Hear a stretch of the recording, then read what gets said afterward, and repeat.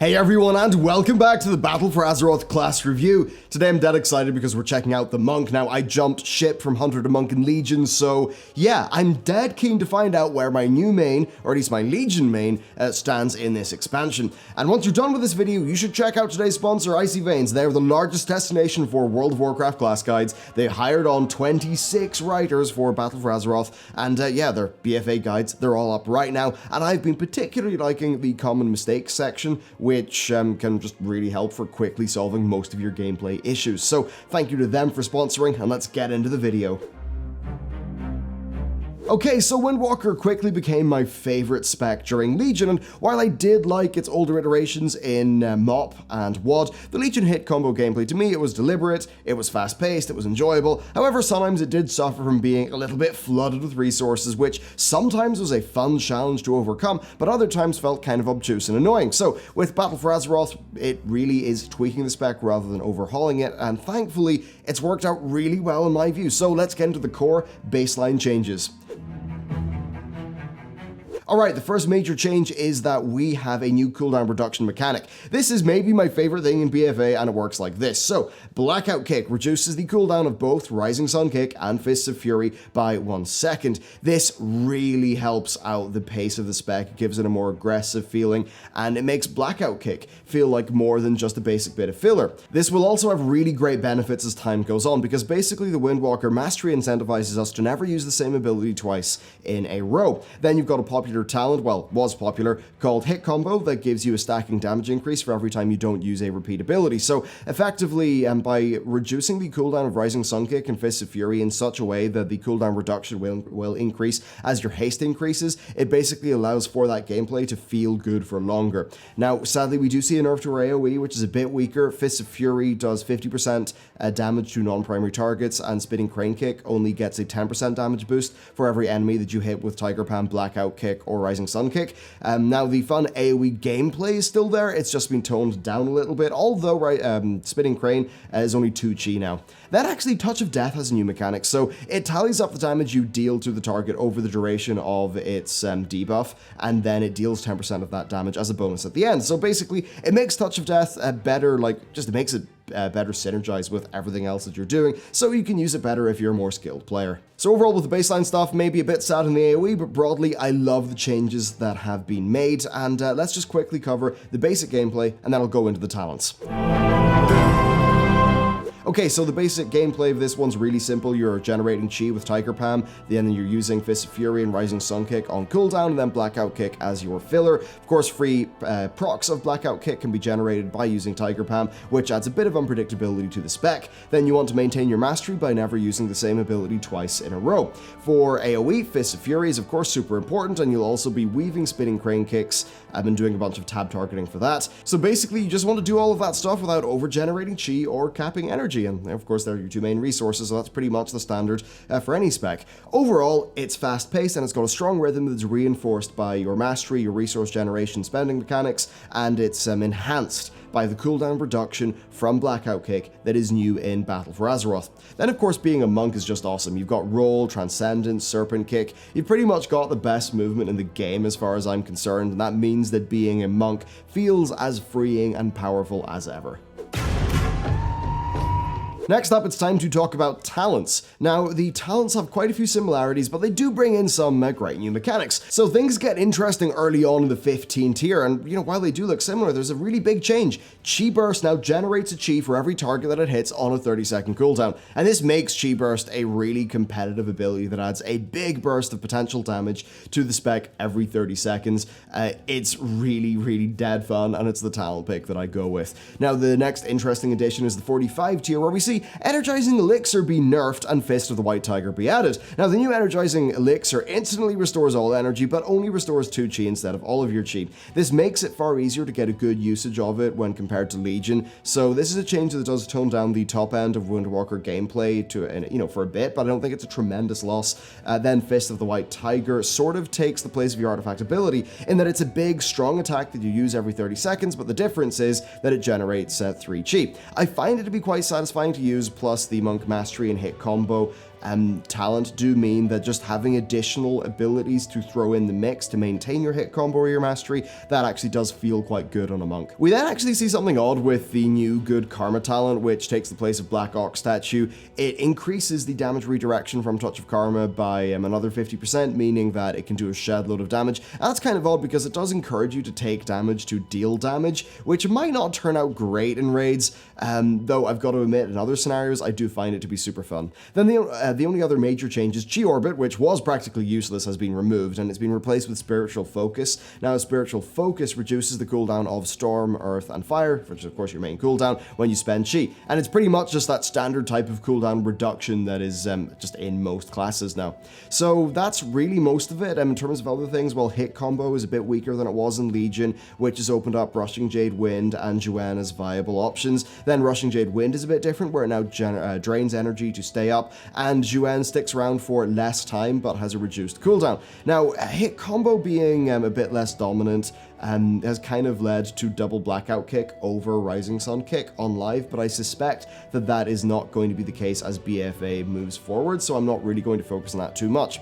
Overall, what I'll say is I've really enjoyed Chi Burst as a part of the rotation now. Fist of the White Tiger slots in quite nicely as well, and while I'm a bit sad that the Legion Energizing Elixir gameplay was toned down, I do understand why Blizzard made the decision.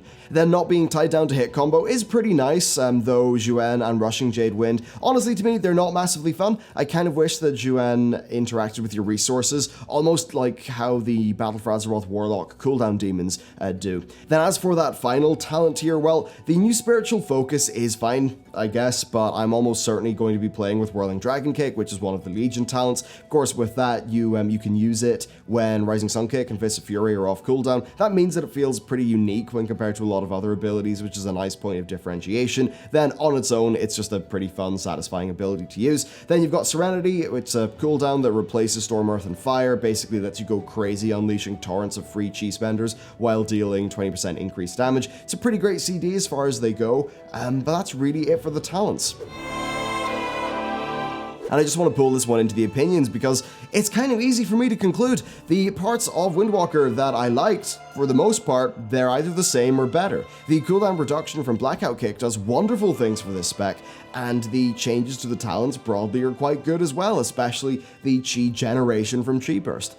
Basically, Blizzard have taken one of my favorite specs in the game, they've polished it up a little bit, they've made it work without the artifacts, and they've pretty much left it to that. Now, that said, we do have some wider changes in BFA cropping up, such as, our main cooldown, Storm, Earth, and Fire. It's on this global cooldown now. I don't think that feels great. I would rather the GCD changes didn't happen, but if I bench that for now, I think that just looking, at the resolution of this spec is a pretty good improvement from Legion, so I'm really happy with it. Next up, it's time for Brewmaster. So Brewmaster was my favorite tank in Legion because of its super unique stagger mechanic, where some of the damage of incoming hits would instead be spread out over time as a damage over time effect that you can then manipulate and reduce. Basically, I always found that dealing with my incoming damage in this manner was super engaging, so I was happy to see that really not a lot has changed with BFA. This is probably one of the specs with the least amounts of modifications, so let's just get right into it with the baseline changes. The first thing that you'll notice is that Stagger is a little bit weaker overall and is particularly weaker against magic damage. So basically the amount of damage that you stagger is now based off agility as well, and the amount of magic damage that is staggered is now 25% of your regular stagger, down from 40%. And this is entirely in line with BFA tank design, where everyone is a bit less self-sufficient and a bit more vulnerable to magic damage. We then of course have the general BFA tank changes to threat that effectively make it so that you've got to mob manage a little bit more. It will be no bother for experienced tanks, but it might cause a little bit of a hassle for newbies who have to get used to it. There aren't really any other massively gameplay impacting changes here, to be honest. Like leg sweep is baseline for everyone, keg smash is a bit of a weaker slow. It's not massive really. Then the only other major thing I suppose is that the shared recharge time of your purifying and iron skin brew have been changed from 21 seconds modified by haste to 14 seconds and not modified by haste, which should feel pretty similar to how Legion does now.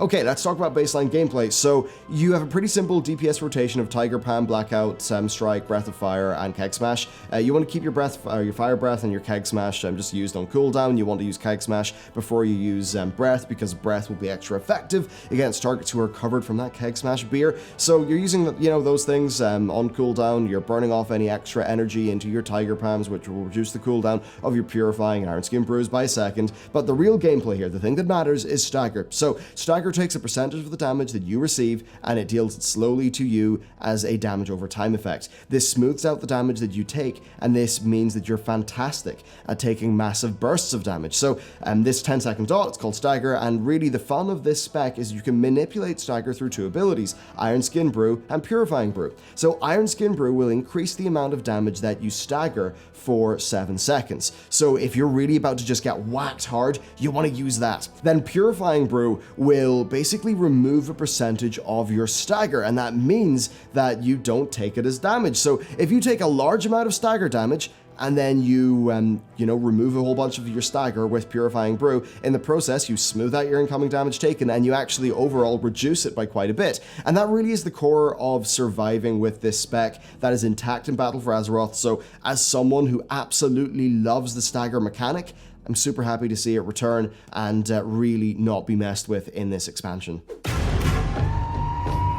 Okay, so let's talk about talents. There's really nothing groundbreaking here. Now, Gift of the Mist has been removed and it has been replaced with Spitfire, and that gives Tiger Palm a 25% chance to reset the cooldown of Breath of Fire. Then Black Ox Brew has had its cooldown increased by 30 seconds. Leg Sweep, of course, its baseline, so its talent slot is now a cooldown reduction to Leg Sweep. Then Bob and Weave has been added as a new talent, with it increasing the duration of your stagger dot by 3 seconds. This essentially smooths out your damage received even more, and it's basically just putting one of the Legion legendaries in as a talent. We then see some changes to the final tier. Blackout combo no longer impacts Purifying Brew, and its damage increase to Tiger Palm has been lowered. Overall, it's still a good talent, but a little bit less so. Then Guard has been added. So Guard is a 30-second cooldown, and it causes an amount of future stagger damage to be prevented, just flat out prevented, rather than being put on as a dot. So this essentially is really good in certain situations. However, High Tolerance, another talent in this tier, is just a flat increase to the effectiveness of stagger that's always active,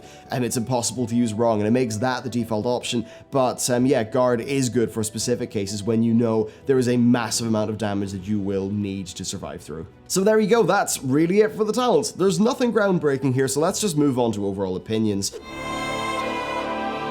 Yeah, this just continues to be one of my favorite tanking specs in the game. It has a super unique way of dealing with its incoming damage, and that's really it. Stagger just sets it apart from other tanks in the game by offering a really unique mechanic that you just cannot find anywhere else. Having this level of control over your incoming damage, primarily with your two main brews, leads to a hell of a lot of super strong and thoughtful gameplay. It is pretty easy to play the spec wrong though, and if you do, it's going to be terrible, but if you play it right, it feels super powerful. And really doing that all just involves using your brews right. For the most part, you want to try to maintain 100% uptime of Iron Skin Brew. Why is that? Well, smoothing out damage is your absolute priority. This is perfectly fine for, say, a low or medium amount of stagger, which is represented by your stagger icon being green or yellow. But if it turns red, you maybe want to throw in a Purifying Brew to remove a portion of that dot to make it a bit more manageable for your healer. But overall, you just do want full uptime of Iron Skin Brew, so maybe you'll be doing that in unison with a cooldown like Black Ox Brew, which fully recharges the shared cooldown pool that's used by both Iron Skin and Purifying Brews. And realistically, look, that just takes some practice to get used to, but once you do, I think you'll find a really deep and rewarding tank spec that, in my experience, rarely gets boring. So really, that's the core of the spec. There is more to it than that in places, but the stuff that really matters is stagger. It's the reason why you would go Brewmaster over another tank. Of course, you're still a monk, right? So you've got amazing movement to enjoy. You've got a fast-paced rotation that's pretty simple and pretty fun. So yeah, overall, I just love this spec, and I'm really happy to see that they've not messed it up in BFA. Next up, it is time for Mistweaver. So, as a relatively new healer in Legion, Mistweaver was quite enjoyable. A bit less enjoyable than Resto Shaman, but it felt pretty unique and I got a lot out of it. Battle for Azeroth does tweak things up such that it ends up feeling, in my view, a good bit different and absolutely for the better. And I've almost immediately taken to just loving this spec, so let's kick it off with the core changes. Okay, so much of our toolkit is the same in name as it was in Legion, however, there are differences. First, a fuse has been removed. Why? Well, it was a basic heal in Legion, and remember that in Legion, Soothing Mists, which is that thing you see Mistweaver's channel, that was a passive. Well, in Battle for Azeroth, Soothing Mists is an active ability. Now, doing that has meant that a fuse doesn't really make as much sense in the rotation. So basically, if you cast Soothing Mists on the target now, you'll start channeling a heal on them. And what's cool is that casts of Enveloping Mists or Vivify, two of your other core heals, they are instant if they're used on the target who you're channeling Soothing Mists on. And I found that actively managing that mechanic has been far more interesting than what we were previously doing in Legion. So that's pretty cool. So then we move on to Renewing Mists. It's a strong hot that impacts your Vivify, and it's been changed to have 2 charges, which allows you to pull those charges and have a bit more control over how they are used. Then Thunder Focus T has been changed. It's one of those cooldowns that buffs your next spell, so it kind of lets you choose how you want to use it, which is great. So it's a very flexible cooldown. Well, in BFA, of course, a fuse has been removed, so it doesn't affect that anymore, and it no longer makes Essence Font heal twice as fast. Then with Enveloping Mists, it causes casting it to drop an instant heal on the target rather than making Enveloping Mist itself an instant cast spell. So really the core changes here are to do with Soothing Mists. That's what changes up the feel the most. So you know what, let's just go right into the gameplay explainer.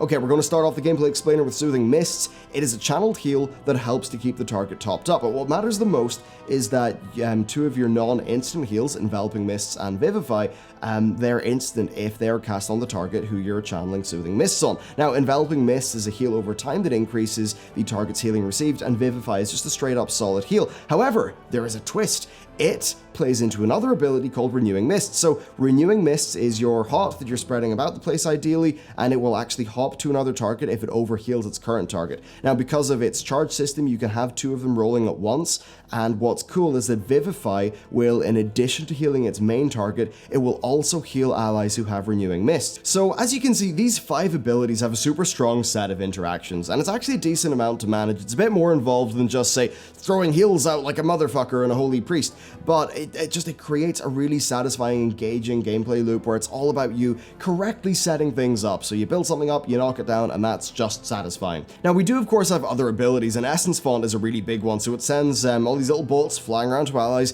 Those bolts will heal targets instantly and leave a hot on them. Now, that hot will cause heals from your mastery to be twice as effective. So your mastery, Gusts of Mist, causes Renewing Mists, Enveloping Mists, and Vivify to have an extra instant heal, and then it also works in 1/8 of the ticks from Soothing Mists. So that's actually quite strong, but of course it works super well with Essence Font, which doubles the magnitude of the Gust of Mist's heal. And then finally we've got Life Cocoon. This is a really big absorb shield that increases the effectiveness of hots on the target. Now there's more to it, but that's the core of the spec, so let's hop on over to the talents.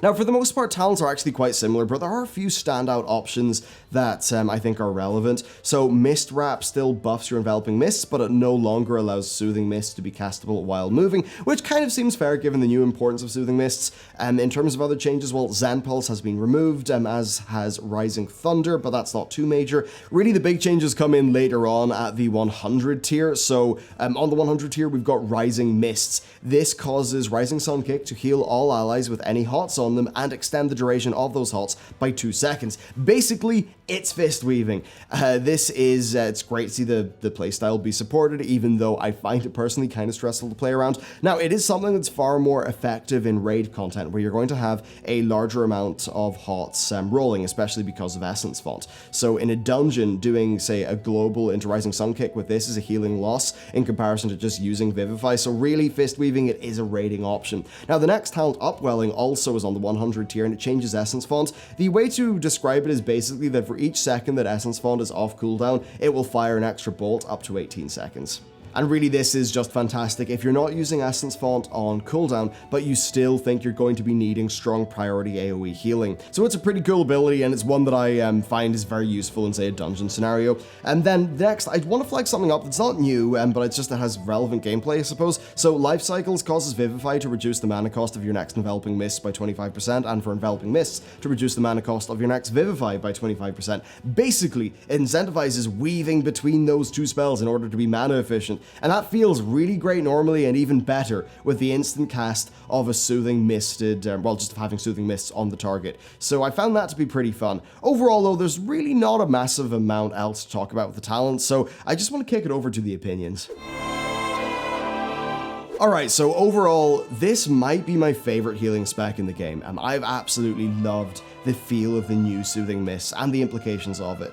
First, setting up instant casts, it's just a satisfying thing in general, but second, it can be used to create really big heals. So, as an example, you can pull up 2 Renewing Mists, you can have those rolling in a target, then maybe your Soothing Mists on the tank. So then you dump Vivify onto the tank. That Vivify heals the tank, and then both targets with Renewing Mists. Now, you maybe could have also spread around some Enveloping Mists, and then if you're in a Fist-Weaving build, maybe in a raid, could have used Rising Sun Kick to increase the duration of your haunts, maybe if you put that into an Essence font. Basically, all of these spells in this spec work brilliantly together, and there's a lot of synergy. It doesn't feel like a bunch of random spells thrown into a class. A lot of attention has went to getting the Mistweaving fantasy going. The flow of inputs, the decision making, it's all excellently tailored to create the identity of this spec. I've just found it to be like really flowy, and I just kind of fall into playing the spec, which is awesome. Now, one thing that I should do is not overstate the importance of Soothing Mists in the rotation.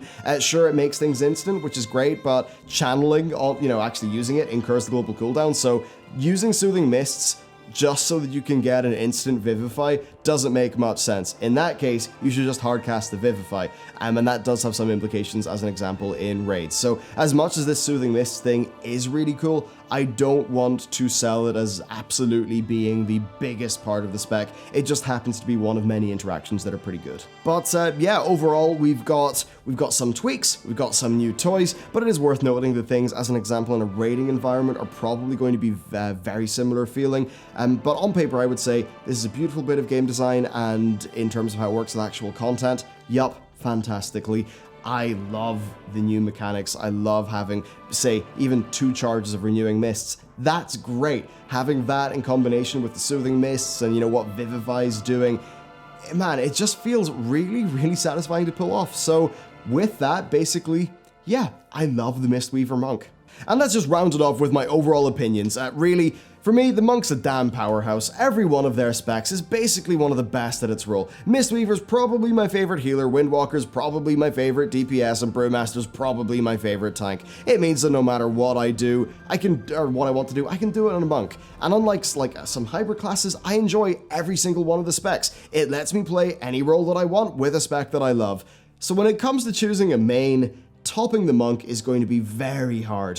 Now, I suppose like monks, they've historically had a pretty low player count because of their theme, and I truly think that's sad because they are one of the best design specs in the game. I would certainly take this over a Legion's Demon Hunter any day as an example. Yeah, I cannot hype the Monk up enough. Monks are absolutely brilliant. They are just check them out. Really, you owe it to yourself to give the Monk a go. So there you go. That's me and Monks. I loved it in Legion. I'm even more happy in Battle for Azeroth.